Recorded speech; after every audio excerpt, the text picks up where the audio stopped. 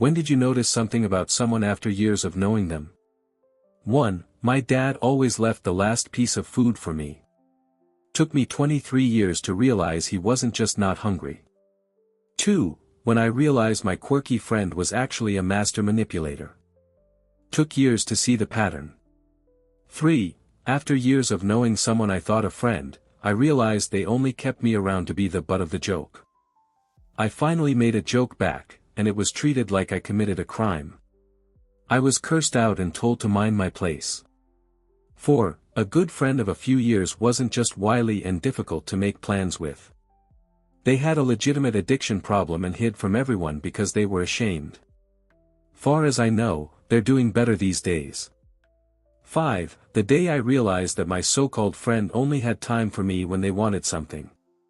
6. I found out my dad has been left-handed his whole life, but he writes with his right hand because of school rules when he was a kid. Took me 20 years to notice he does everything else with his left hand.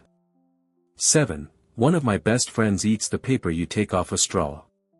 The first time I saw it I was like, what the heck? He gave me a strange look and said he'd done it every time for the past 10 years we'd known each other. I suppose I'm not very observant. 8. One of my closest pals used to compete in figure skating. She never brought it up. One day she casually mentioned she competed at a national level. It was amazing to see a whole different side of her. She even showed me old videos and pictures. 9. I noticed after 6 years together that my husband has a very slight lisp.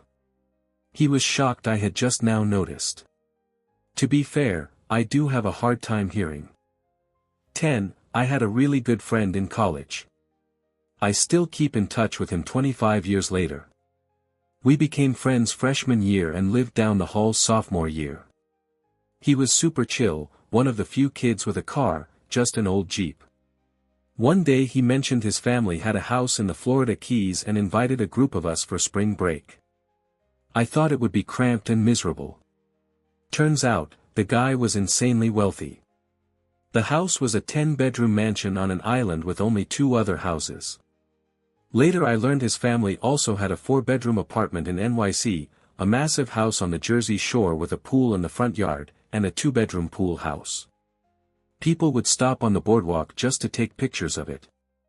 His parents used their private jet to fly his brother back and forth to college on weekends. And despite all that, he was the most down-to-earth, chillest dude I knew. To this day, when I get his Christmas cards, I check the return address. It's always a bigger, fancier house than the one before.